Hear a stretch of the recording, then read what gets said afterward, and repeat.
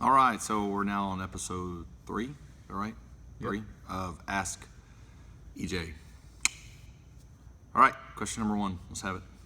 All right, so Richard from Richmond, Virginia asks, what is your favorite or what is your recommended shooting stance for eye dominance? I am left eye dominant and right-handed. Should I shoot cross body using my left eye? Is there correct, or should I do something else?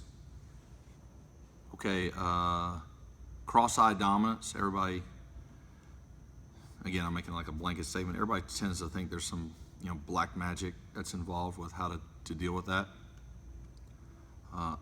If you will just hold the gun and close your left eye, and you see how you can get the sights lined up, take that same grip, move it over, and close the right eye, and you'll line it up.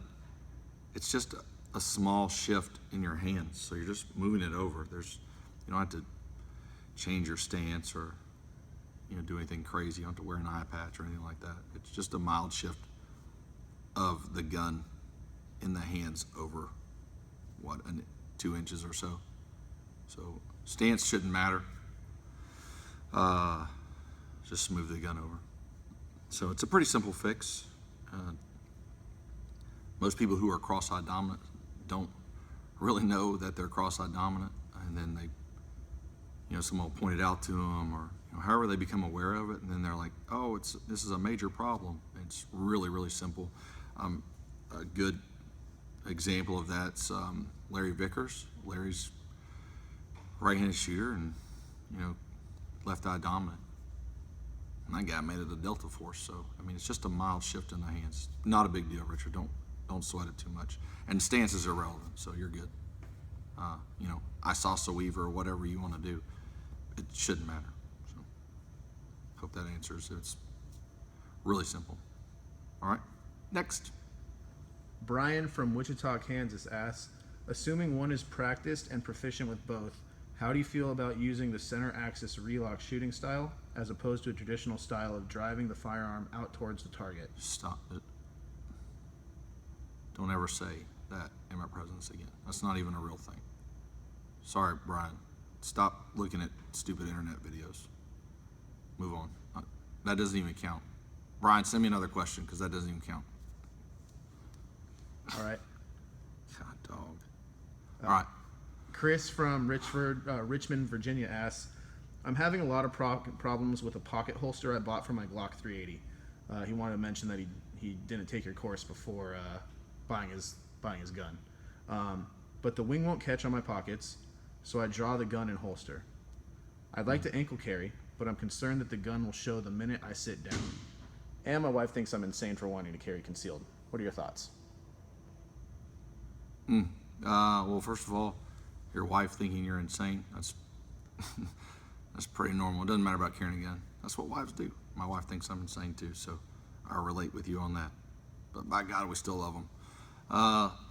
As far as the pocket holster thing is concerned, when you look at pocket holsters, you got to look at it from a standpoint as like, I don't believe at any point in time that I'm carrying this gun that I'm actually going to get into a gunfight. So it's kind of like that last resort, like speak right, like, oh my God, this is really happening. This is crazy, and now I need something. And the 380 in your pocket is nothing more than really like a get off me gun. So drawing that gun from that pocket holster is really not likely to happen. So therefore, when you look at the pocket holster you bought, when the guy, whoever or girl designed it, they didn't have your pair of pants in mind. So if you're moving from jeans and now you're into khakis or dress slacks, the pockets are different. So you can't really expect there to be a one size fits all for what you've got. At a 380 though, you could definitely carry that strong side with a tuckable holster. No one's really gonna know at all. It's what, maybe an inch wide. So you probably don't even have to plus up on your belt size or your pant size for that matter. I just get a tuckable strong side holster and not worry about the pocket mag thing. But I mean, that's just my thoughts. I mean, it's one way to carry, just like that ankle holster thing. So you're talking about, you know, carrying an ankle holster. It's a utility, a specific utility type of carry. So you're not expecting to be standing upright and get accosted in a lethal manner, because if you did, you wouldn't carry it down there. It's kind of like a backup gun, or if you're sitting in a seated position, probably could access that gun faster, or draw less attention to yourself than going to, you know, your hip. You could reach down and get it. So I guess if you were going to carry an ankle holster, it may be good like for an office building, or, you know, the movie theaters that don't let you carry. But I mean, you just got to know its purpose. Just know what you can and can't do with it. So that's what I would say. I mean, a 380 in a pocket or an ankle, I mean, you're kind of all jacked up. No, I'm just messing with you, dude. It's great that you're carrying. There's a lot of people out there that won't carry. So, you know, I'm happy that you are. And the more people we can get carrying, the more people we can get out there and continue to fight for our rights. So I'll tell you, if you know why and know what, you're that far along.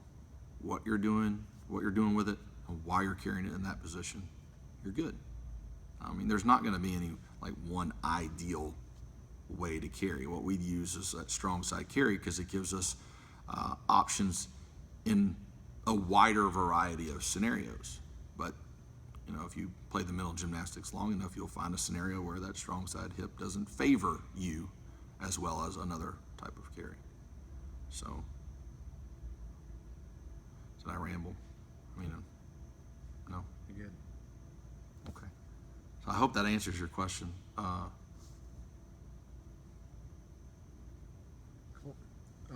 You're looking at me like I did something wrong.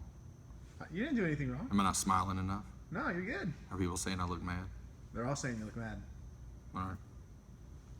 And they don't like your beard. They don't. No, they love your beard, but I guess it's a little Talibanish. Is that what it is? That's the what, Taliban? That's what they're saying. I like it. I don't know any Taliban that puts beard oil in there and combs it. Like I try to keep it, you know, good. All right. So. Last question for you is a two-parter. It's from Chris in Woodbridge, Virginia. All right. First part, what are your favorite targets for pistol when practicing defensive shooting or any defensive long gun? This is part one. That's part one. 3x5 cards. What's that? Super cheap. Aim small, miss small. Cool. I mean, you can draw smiley faces on them. You can do whatever you want to on them, but a 3x5 card works really well. And, you know, Office Depot sells gun targets, shooting targets, and they don't know it. Yeah, 3x5 cards. If you want them in pink or blue or purple, you can get them in those pastel colors too. But white works well. Not to be racist. All right. And part two, what about zeroing a rifle? That's all he wanted to know. That was part one. That's all he wanted. That was part one. He just wanted to know. This whole question is just about targets. Oh, So, okay. Part two is what about zeroing a rifle with a reticle? What's the best there? Dots versus humanoid versus grid versus other. Zeroing? Who's Zero. asking? Zeroing? Zeroing. Grid. What's his name? This is Chris. Chris. Grid. Yeah, grid. Why? Because you're zeroing. So, you know what MOA your optic, your scope is. You should know the caliber and grain, length of the barrel, distance you want to zero, and once you take your initial 3-round shot, hopefully you're taking some type of locking down shooter thing, blah, blah, I forget what they call them, but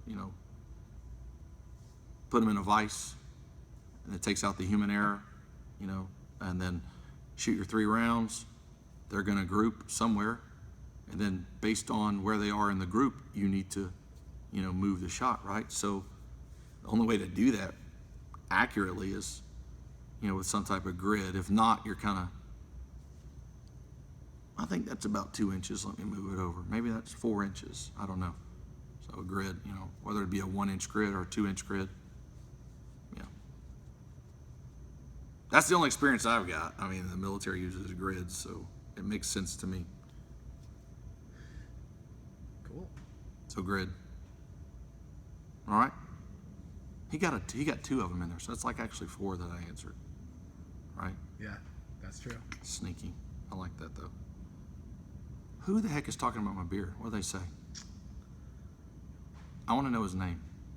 Oh, it's Larry. He's loving your beard. Oh, Larry's loving the beard. Larry's loving the beard. He just Okay. says that you look like a Taliban. He's like nothing personal. What's up with the beard? I've seen a lot of your videos. Are you being redeployed in some covert way? You look like the Taliban fighter. Just saying. He loves that you're not mad. I'm not mad. Yeah. It's hard for me to be Taliban because I'm too light. Like my mom took me out of the oven a little too early, so I don't get like tan. So I get a little jealous of that regard. So I only get like red, sunburnt, or pale. I got a little bit of freckles. That's about the only thing that gets tan on me. But Taliban beard, like he could have said something sexier, but it's okay. I'll take it. Mama likes the beard, man, so I just keep it. It has nothing to do with being prestige level 17 in Call of Duty or nothing like that. When I came home and I shaved it off, she's like, "Ooh, you have so much of a baby face. I want you to put it back on." I like it. And if Mama ain't happy, then nobody's happy. I like keeping Mama happy. So, all right, we're good, right? All right, perfect. Can I tell them about my radio show? Yeah.